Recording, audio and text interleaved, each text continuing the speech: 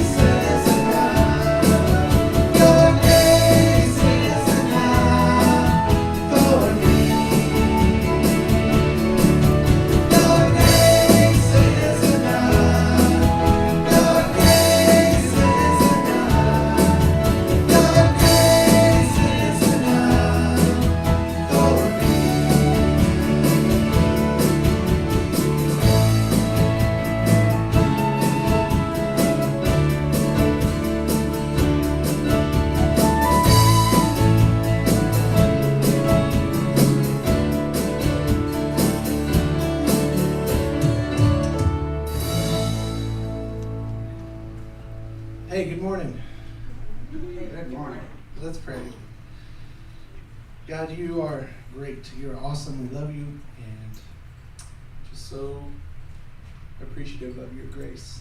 And it's enough. Lord, sometimes I just think I need something else or something more, but really, Lord, it's just you, your grace. Remind us of that today through our worship time here together. I ask in Jesus' name, amen.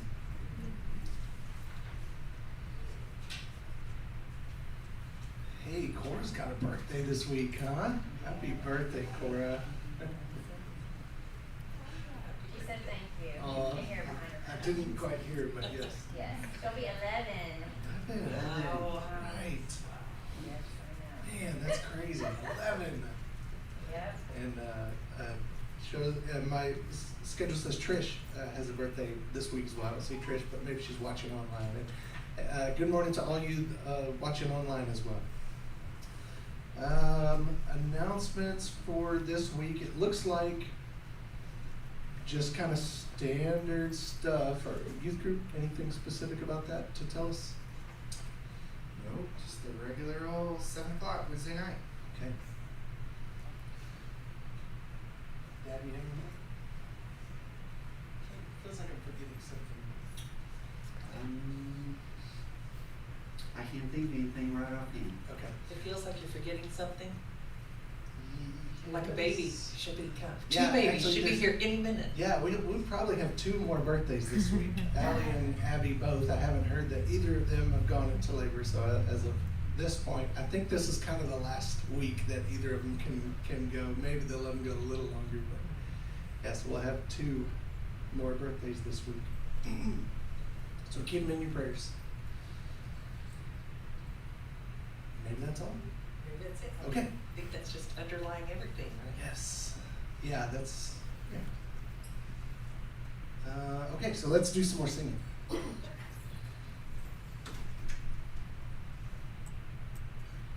Sing Let It Flow together. There it is.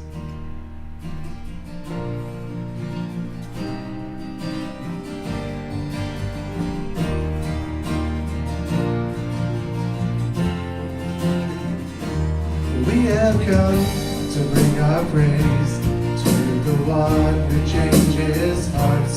We are moved by your love as you give yourself to us, and we pledge to give ourselves that the world will know your grace. This grace that captures me. I wanna see your spirit moving through the streets, touching everyone to bring us to our knees. So won't you pour out from the rivers of my soul? Let it flow, yeah, just let it flow. Let it flow. We have come to bring our praise to the one who changes hearts. We are moved by your love as we give yourself to us, and we pledge to give ourselves that the world would know your grace. This grace that covers me. I wanna see your spirit moving through the streets, touching everyone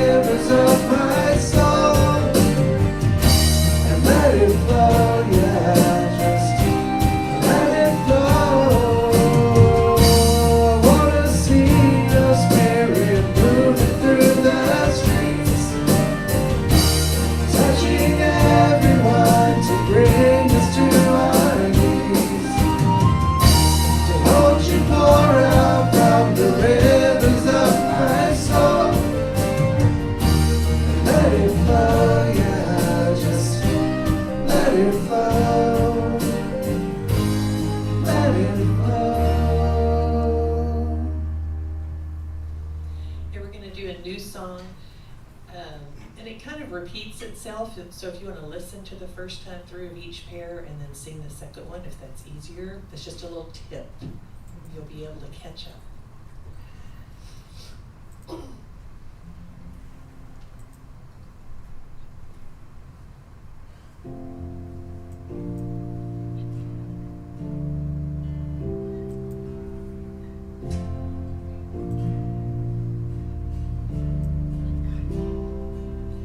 I said to the Lord, you are my master. Every good thing I have comes from you, comes from you. I said to the Lord, you are my master. Every good thing I have comes from you, comes from you.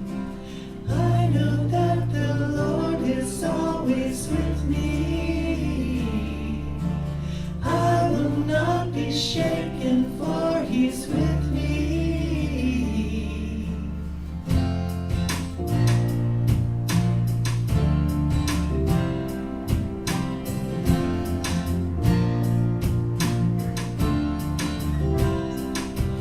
I said to the Lord, you are my portion.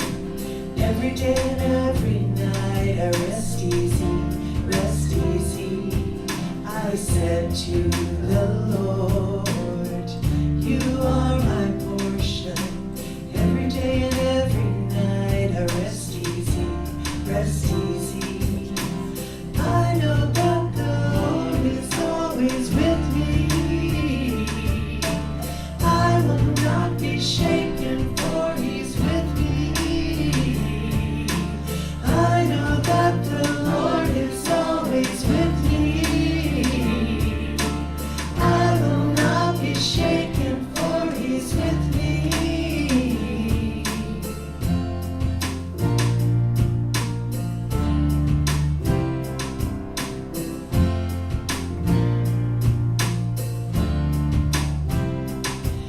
I said to the Lord, you hold my future. Truly my inheritance is beautiful, beautiful. I said to the Lord, you hold my future. Truly my inheritance is beautiful, beautiful. I said to the Lord, you hold my future. Truly my inheritance is beautiful, beautiful. In your presence is fullness of joy. In your presence is pleasure forever. And that's where I wanna be. Oh yes, that's where I wanna be. The pleasure of living with you. The pleasure of being with you.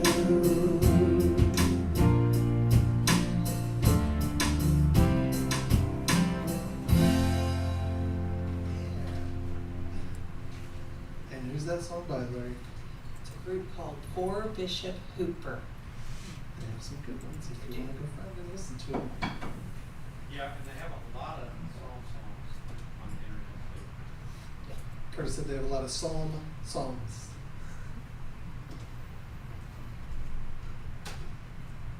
Okay, we're going to sing a few more and kind of enter our time of just listening and worshiping and praying and just hearing what God has us to hear. And then we'll take a couple minutes after these three songs for people to shout out any prayers or praise reports or just a word from the Lord we might give you.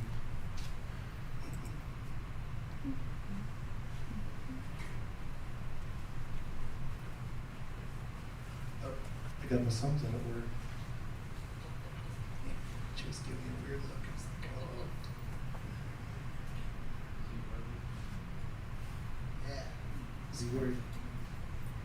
This is a good call and response song. So it's called to the Lord.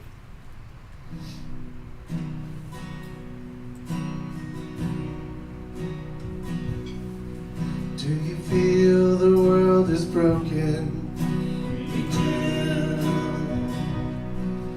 Do you feel the shadows deepen? We do. Do you know that all the dark won't stop the light from getting through? Do you wish that you could see it all made new? We do.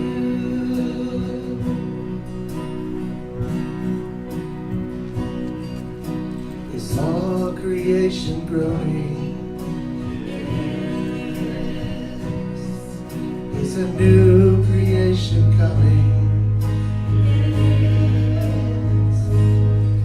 Is the glory of the Lord to be the light within our midst? Is it good that we remind ourselves of this? It is.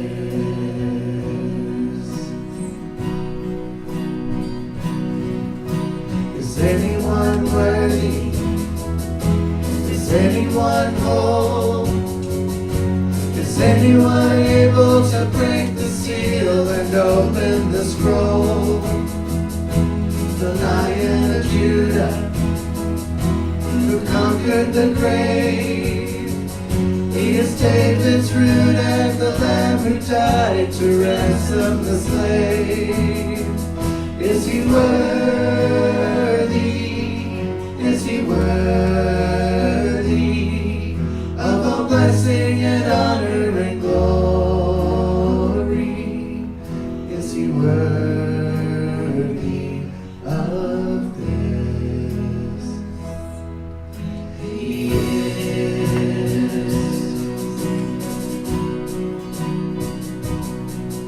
Does the Father truly love us?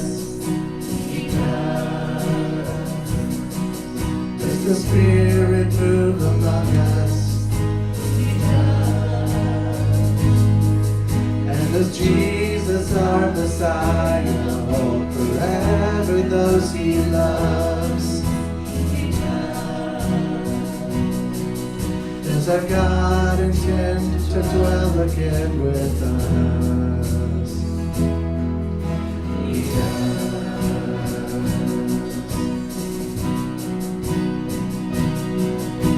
Is anyone worthy? Is anyone whole? Is anyone able to break the seal and open the scroll? The Lion of Judah, who conquered the grave. He is David's root and the Lamb who died to ransom the slave. From every people and tribe, every nation and tongue, he has made us a kingdom and priests to God to reign with the Son. Is he worthy? Is he worthy of all blessing and honor and glory? Is he worthy? Is he worthy? Is he worthy of this?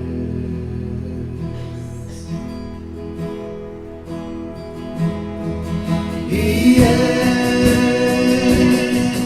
He is. Is he worthy?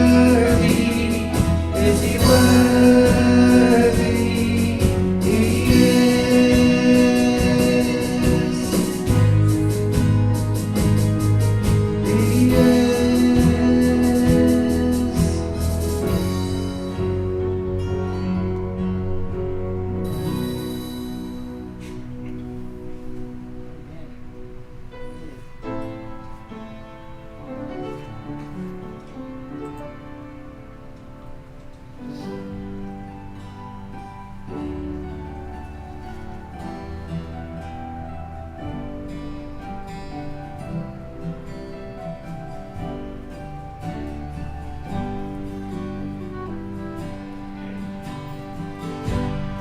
You are my strength when I am weak. You are the treasure that I seek. You are my all in all.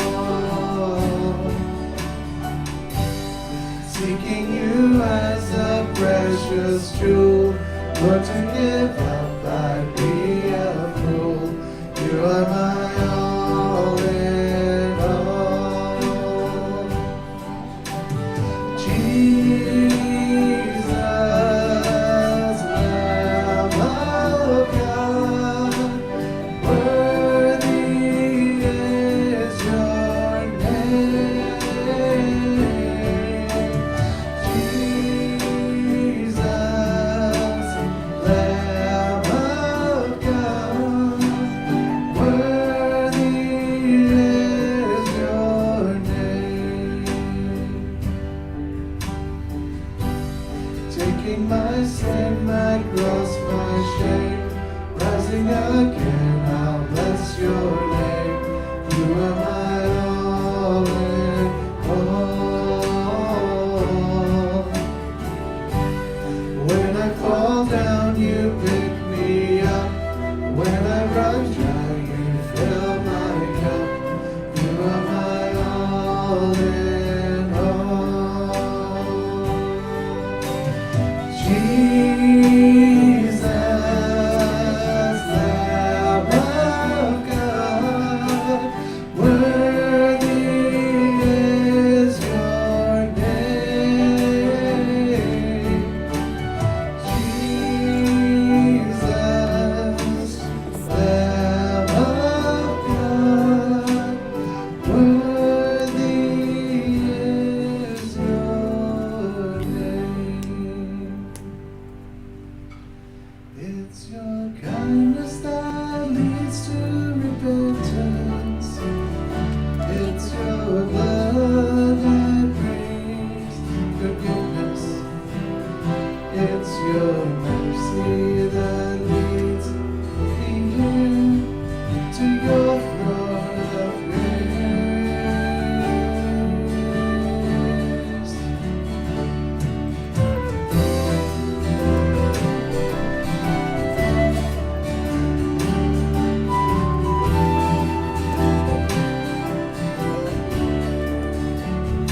Oh my Lord, you are so kind.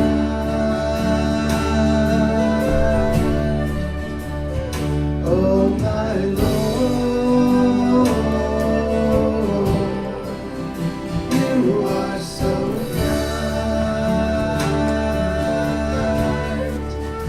Morning to morning, day to day, you reveal your righteous ways.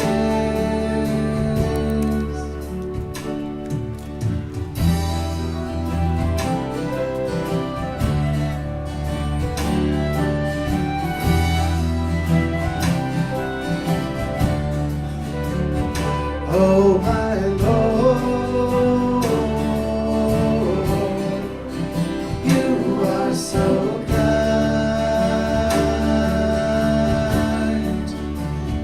Oh my Lord,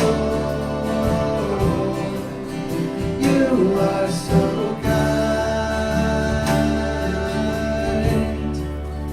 Morning to morning, day to day, you reveal your righteous ways. It's your kindness that leads to repentance. It's your love that brings forgiveness. It's your mercy that leads me here to your throne of grace. In your kindness I find repentance. In your blood I find forgiveness. In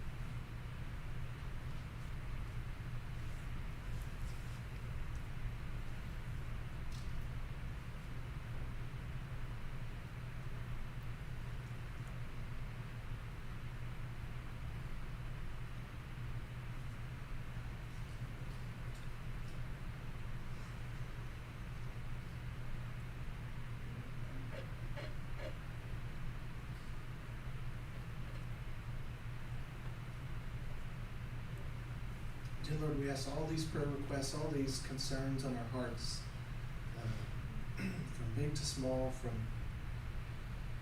just in our personal lives to all over the world,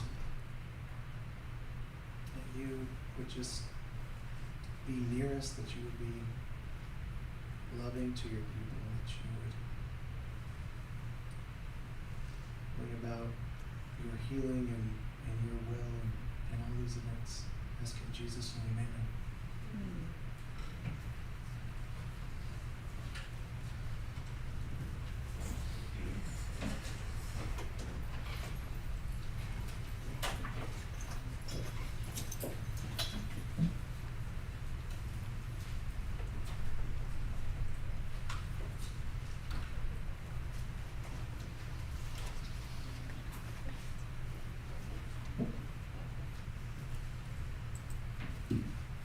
Good morning, y'all.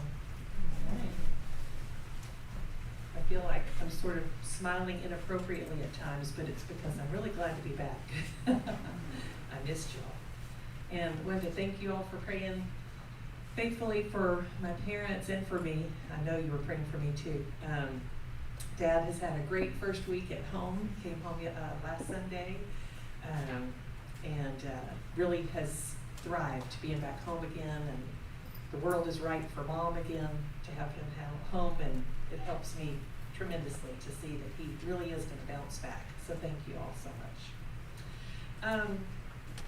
I did watch last week's service a little bit late, but I heard Lowell's message, and I know he mostly talked about, one of the things, but he talked about Israel grumbling and forgetting to remember all that God had done for them, and then in the process noted that we do the same thing, right? We grumble and we forget. We have a forgetting problem, a memory problem.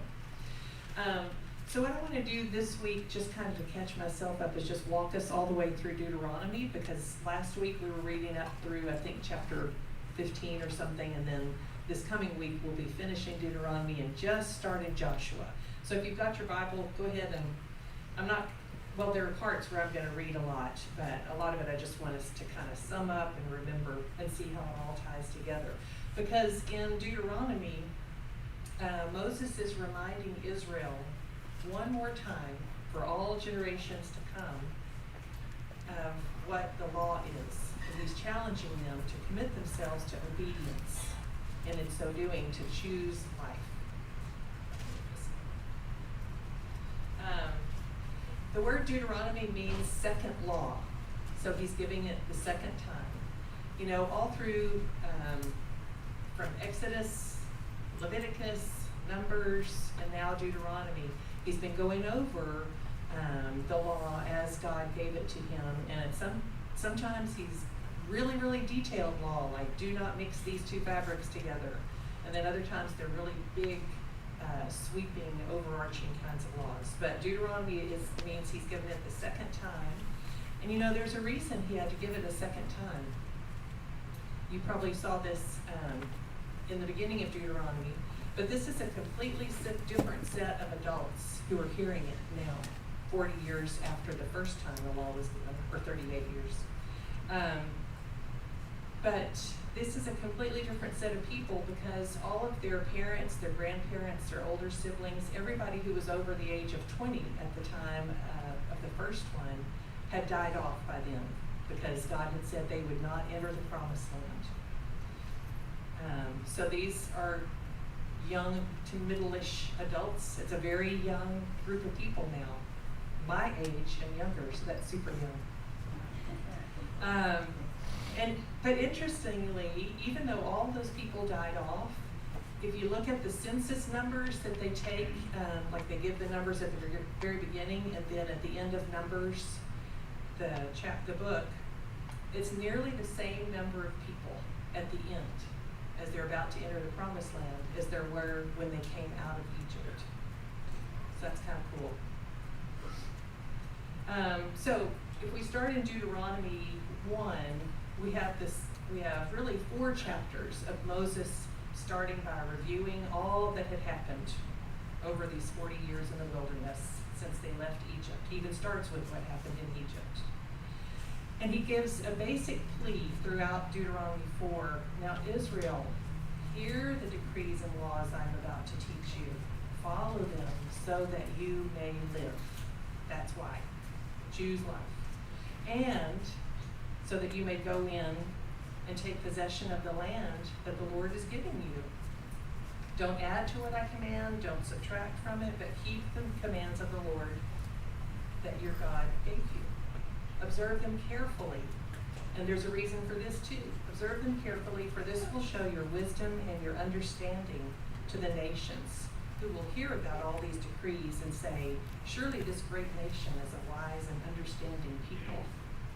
So this is for God's glory, that he wants them to observe them carefully, so that they may live and so they can bring glory to his name and show their wisdom, the wisdom of this God, and living this way to other people. And he says, only be careful and watch yourselves closely so that you don't forget the things your eyes have seen, or let them fade from your heart as long as you live. Teach them to your children and their children after them. So that's kind of the thrust of Deuteronomy 1 through 4. Deuteronomy 5 is where he declares again the Lord's covenant and the 10 commandments. So for any who've never heard those 10 commandments straight from the word of Moses the first time, or maybe they forgot, or they hadn't looked at the stone tablets lately, he just states them again. And he says, you know, the Lord brought us all to this mountain at that point, or the mountain at Horeb at that point. And it wasn't only the people who were living at that time that he made this covenant with. That covenant was intended for us to enjoy and our future generations. In Deuteronomy 5, verses 24 to 29, he says, and you said, you people, you said at that time, the Lord our God has shown us his glory and his majesty, and we have heard his voice from the fire. Today we've seen that a person can live even if God speaks to them. But then they say, but we don't want to go, you know, we don't want to take that chance of dying, so Moses, you go on our behalf. Go near and listen to all that the Lord our God says, and then you tell us whatever the Lord our God tells you, and we will listen and obey. So he's reminding them, you joined this covenant all those years ago. But then he gives a little bit of encouragement. He says, the Lord heard you when you spoke to me, and he said it was good. He also said, oh, that their hearts would be inclined to fear me and keep my commands always, so that it might go well with them and their children forever. He's saying, oh, that they would choose life. I'm giving it to them, I'm holding it out, I've set out, this is how it works. Oh, I'm rooting for it.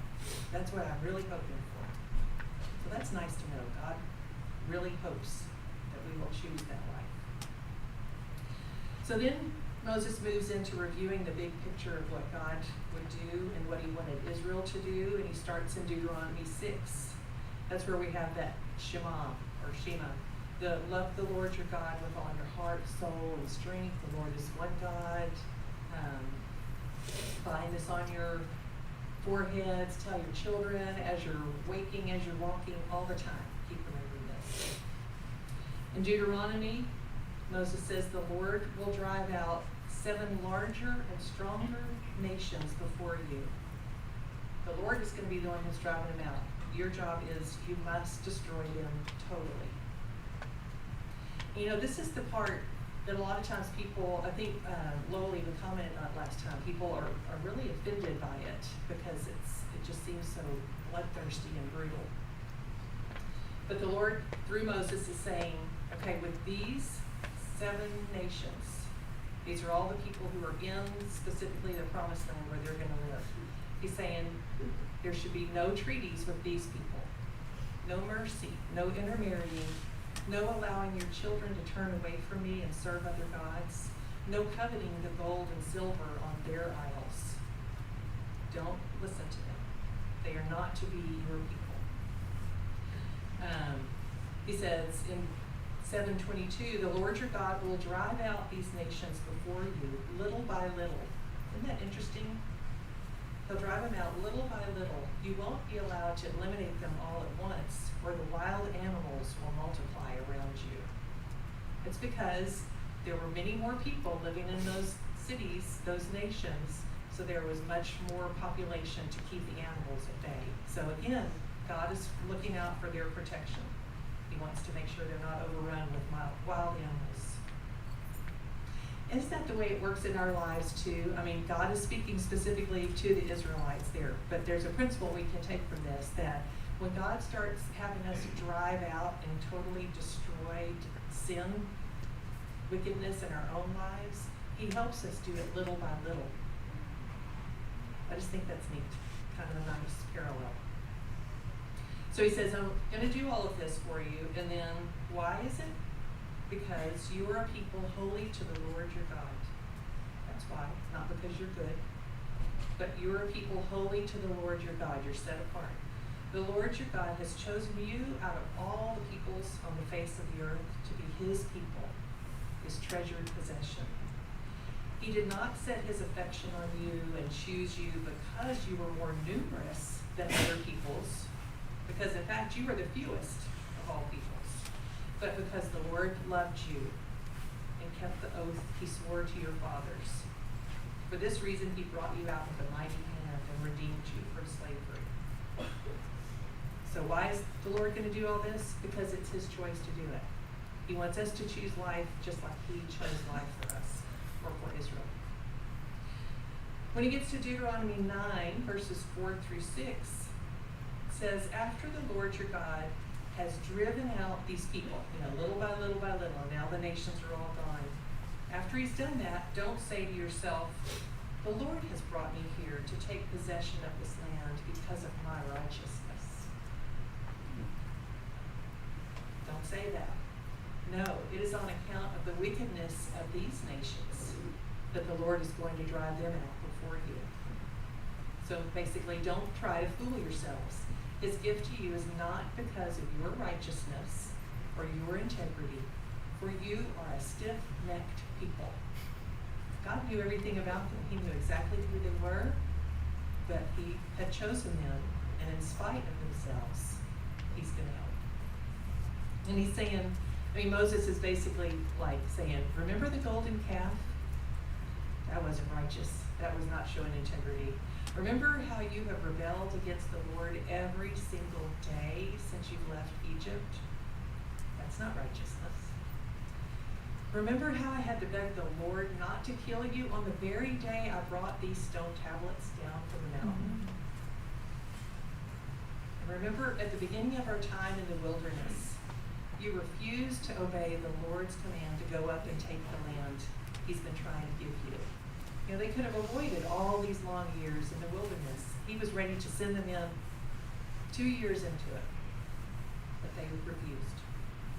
So don't try to fool yourself that God has done all this for you because you deserve it.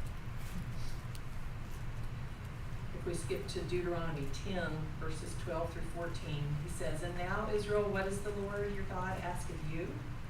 But to fear the Lord your God, to walk in obedience to Him, to love Him, to serve the Lord your God with all your heart, with all your soul, and to observe the Lord's commands and decrees that I'm giving you today for your own good.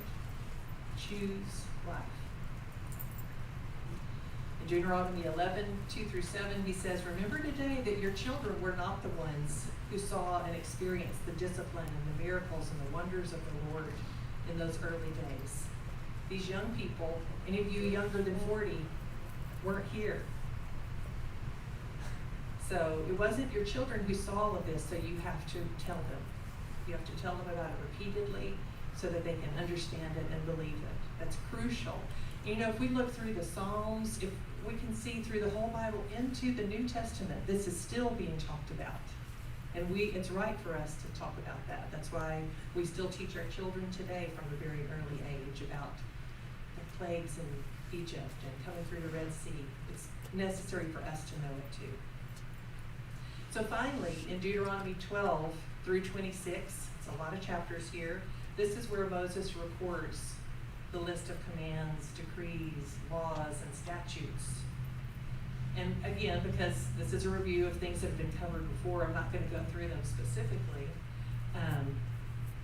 But the point with all of them is to choose life by carefully following all these laws. He says, observe them with all your heart, with all your soul. You have declared this day that the Lord is your God, and that you will walk in obedience to him, that you will keep these decrees, commands, and laws, that you'll listen to them. Today you have said you choose life. And the Lord has declared this day, this is at the end of their time in the wilderness, the Lord has declared this day that you are his people, his treasured possession, as he promised, and that you're to keep all his commands. He's declared that he will set you in praise, fame, and honor high above all the nations he's made, and that you will be a people holy to the Lord your God. That meant that Israel would become increasingly different from the nations surrounding them. That becomes true of us too, right? The more we follow, the more we obey, the more we listen and commit ourselves to walk in the ways as the Lord leads us. We become different from the nations, from our neighbors around us. That can be a good thing or a bad thing, depending on how we carry ourselves. In Deuteronomy 28, there's a long list of blessings for obedience and a long list of curses for disobedience. And because we live in a time after Christ, Christ fulfilled all of these laws that have been reviewed and written down and hammered or whatever into stones.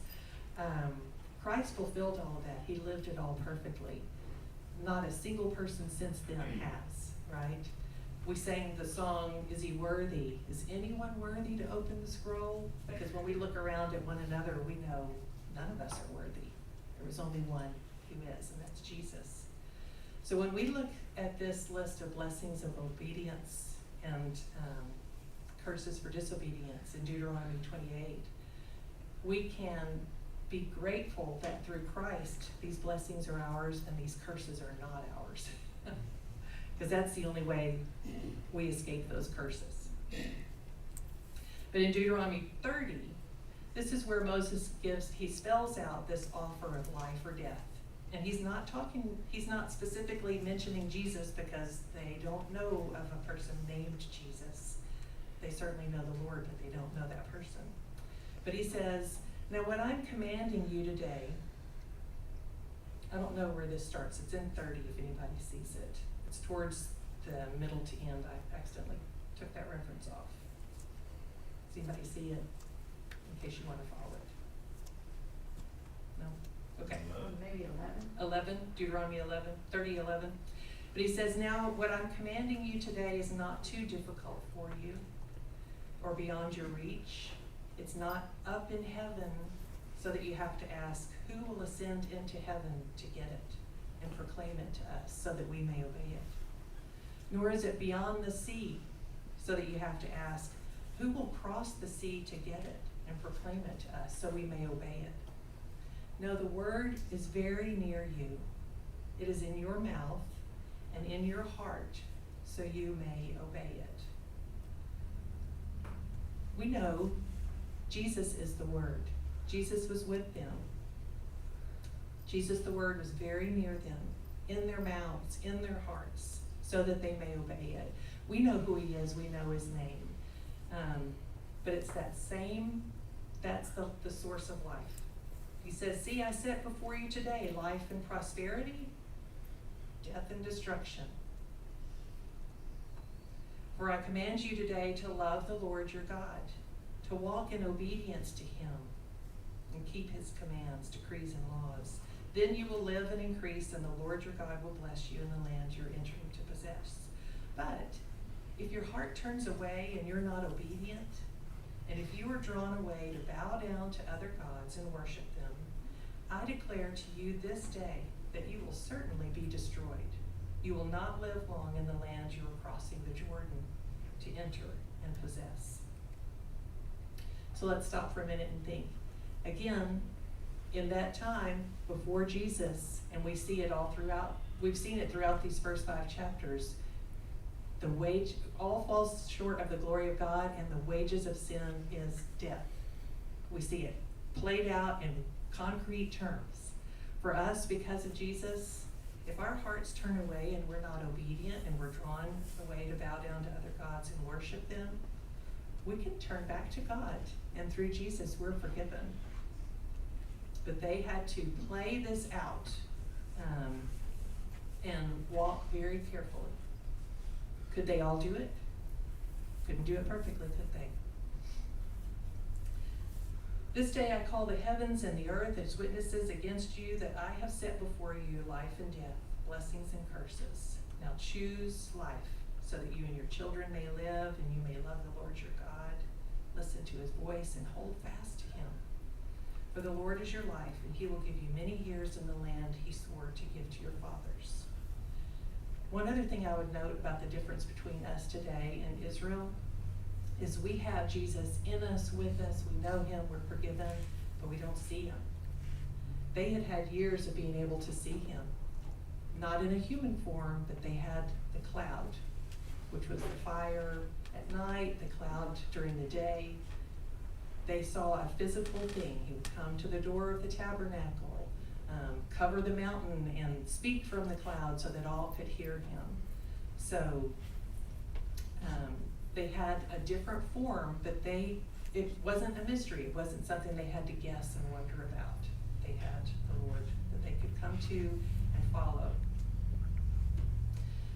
In Deuteronomy 31, we start to get to the part that, it just makes me cry every time when I get to this stage of the story, because it says, then Moses went out and spoke these words to all of Israel.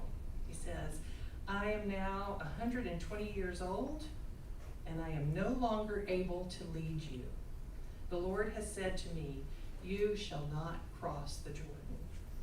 And every time I get to it, even though I've been reading it, maybe now that I've read it, it'll stick. I won't forget. But I get to this part and I'm like, what? But remember in Numbers 20, 8 through 12, this was at the beginning of the final year of Israel's wandering in the wilderness, although they didn't know yet that it was their last year. It's just a few months before they would cross into the promised land.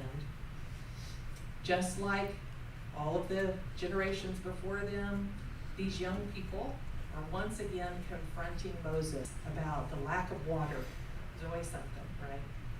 If only we had perished when our brothers perished before the Lord. Why have you brought us to die here? So God had told Moses, take your staff, assemble the community, speak to the rock, and it will yield water. So we've got that 4 steps. Take the staff, assemble the community, speak to the rock, and it will yield its water. So Moses and Aaron took the staff, summoned the assembly, struck the rock twice, and water did gush out. But the Lord said, because you did not trust me to show my holiness in the sight of the Israelites, you will not bring this assembly into the promised land, the land I've given them. Just that one tiny little mistake, and Moses is out. He doesn't get to go to the promised land. It just seems so harsh, doesn't it? Mm-hmm. I think, all those years, he put up with those people. He talked face to face with God. Of anybody, he should be worthy to open the scroll. He should be worthy to do this, but not even Moses. It says later in Deuteronomy 3 that Moses pleaded with God to relent. But the Lord said, that's enough. Do not speak to me about this matter. Well, okay. It just seems heartbreaking that after 40 years, maybe 39 and a half at that point, of trying to lead these awful, ungrateful, unrepentant people. And the Lord had relented so many times when Moses threw himself on his face and begged and pleaded and prayed for him to not destroy the people out of wrath. He listened to him so many times. Why was this one sin of Moses's so unforgivable? I don't know what y'all think. The more I think about it, he does say it's because you did not trust me to show my holiness in the sight of the Israelites. So I think it's just that trust. Like at that point, maybe there was frustration. Of course, we would all be frustrated, right? And Moses and Aaron took that action like they were going to make water come. Oh, we've done this before. So it was forgetting that God was the one who was going to produce it, but also it was that it was in the sight of the Israelites.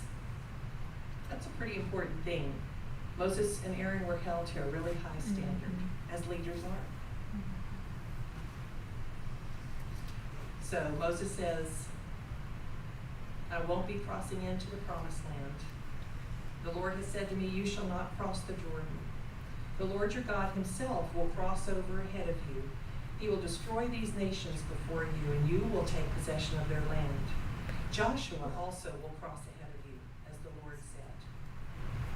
So then Moses summons Joshua and says to him in the presence of all Israel, be strong and courageous. And I think Joshua must mean be strong and courageous. Because you hardly ever, from this point on, you hardly ever hear Joshua's name without hearing be strong and courageous. That was his main job. He says to him in the presence of all Israel, be strong and courageous, for you must go with this people into the land that the Lord swore to their ancestors, and divide it according to their inheritance. The Lord goes before you, he'll be with you, he'll never leave you, never forsake you. Do not be afraid, do not be discouraged. I think stepping into Moses' shoes clearly would be terrifying. But at this point, God gave his final instructions to Moses. And he says, now the day of your death is near. And again, it's like, no, it's just not fair. Call Joshua and present yourselves at the tent of meeting where I will commission him. So Moses and Joshua came and presented themselves at the tent of meeting, and then the Lord appeared at the tent in a pillar of cloud. Here he is. We don't have to wonder. And the cloud stood over the entrance to the tent. And the Lord said to Moses, you are going to rest with your ancestors. And remember, this is like the greatest reward a person could be given. A blessing and a reward. Because resting with your ancestors means peace. Really resting and being accepted. And this was because Moses had chosen life over and over and over again. And then it just kind of keeps getting worse. So the Lord says, you're going to rest with your ancestors, and these people will soon prostitute themselves to the foreign gods of the land they are entering. They will forsake me. They will break this covenant I made with them. And in that day I will become angry with them and forsake them. I'll hide my face from them, and they will be destroyed. Many disasters and calamities will come on them. And in that day they will ask, have not these disasters come on us because our God is not with us? And I will certainly hide my face in that day because of all their wickedness in turning to other gods. So it's kind of a double-edged sword, right? I mean, in a way, what a relief for Moses to not have to witness that. But after 39, 40 years of pouring everything he had into these people, giving him the law, exhorting them again and again, pleading with them, choose life, choose God. For God to tell them, like, did he have to tell Moses? But to tell him, these people, they will break this covenant. But you know, that shouldn't be shocking, should it? Again, looking around at all of us, looking at the world, we know we are not going to do it all right. So after he heard all of that, Moses sang a song to all Israel. He's singing to God's chosen people who are unrighteous, rebellious, and stiff-necked. But he sings this long song which recounts some of the history, gives some warning in it. And then he blessed each of the 12 tribes. And I wonder how heavy his heart was, or how relieved, knowing where he was going, knowing he knew God was in control. On that same day, this is Deuteronomy 32, 48. On that same day, the Lord told Moses, "Go up into the Abarim range to Mount Nebo in Moab, across from Jericho, and view Canaan, the land I'm giving the Israelites as their own possession. There on the mountain that you've climbed, you will die and be gathered to your people, just as your brother Aaron died on Mount Hor and was gathered to his people." That had happened just a few months earlier. "This is because both of you broke faith with me in the presence of the Israelites at the waters of Meribah Kadesh in the desert of Zin, and because you did not uphold my holiness among the Israelites. Therefore you will see the land only from a distance. You will not enter the land I'm giving to the people." And then in Deuteronomy 34, the death of Moses. And this part of the book must have been written by Joshua or someone else. Moses did not write this part.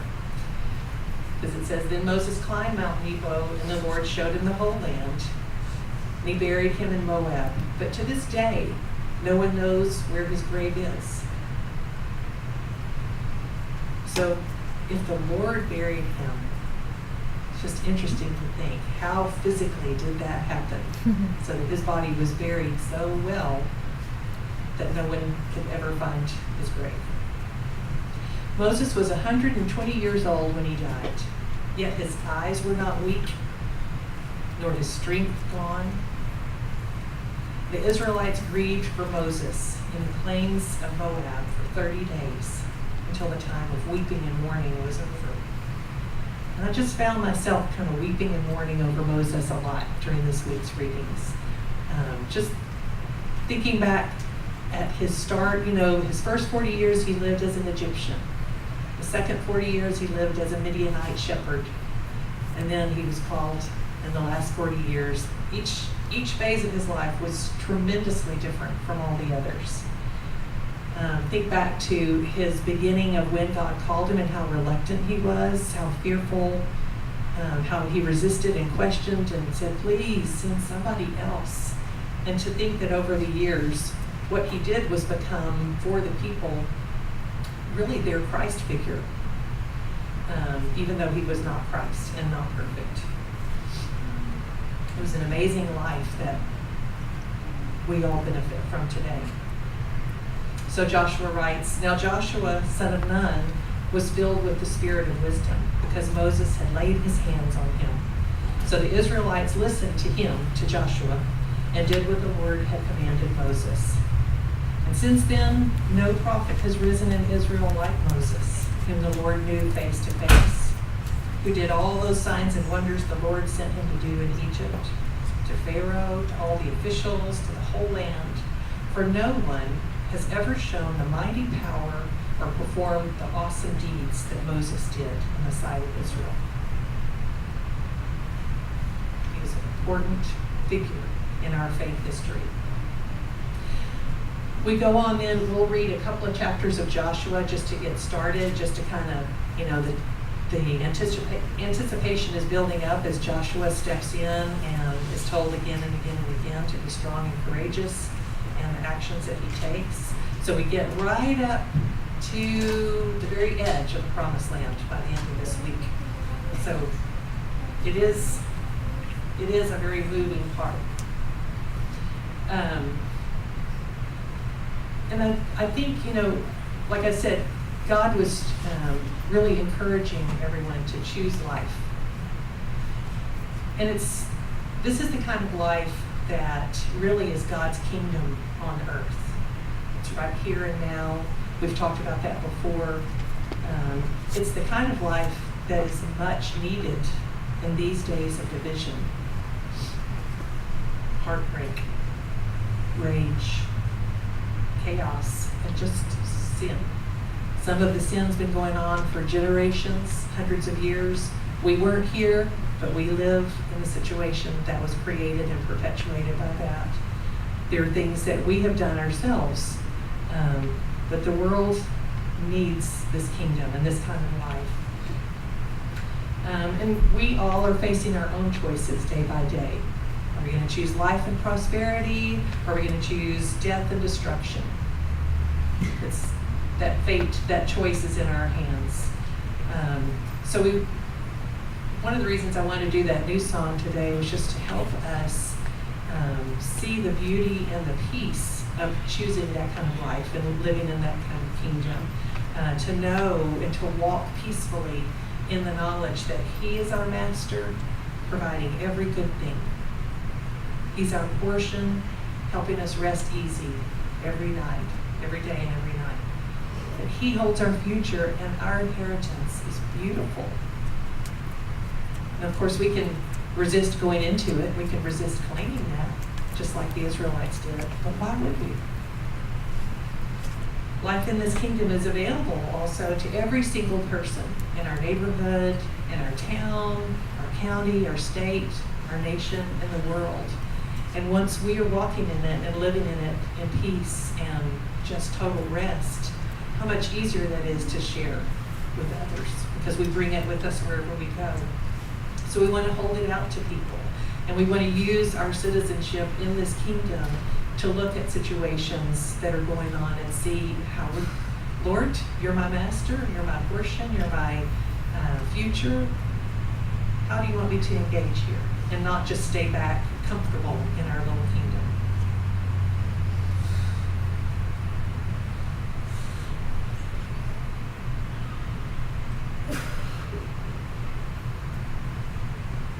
This life is not too difficult for us or beyond our reach. It's not up in heaven or beyond the sea. It's very near to us. It's in our mouth and in our hearts, so that we may obey it, for the Lord is our life. So let's choose Him anew today, and let's share Him with others. See what might happen. Let's pray.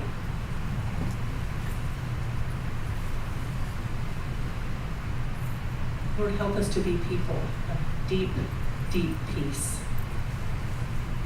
because of our trust and our rest in You. Even when there are impossible things that must be done, like bringing water from a rock, help us to follow only Your commands and watch You do Your work. Help us to hold up the holiness of Your name and carry Your holy kingdom with us. Help us to just rejoice in being with You. Rejoice in the pleasure of living with You. We ask this today, and we ask that You help us to share it with others. In Jesus' name, amen. Bless you all.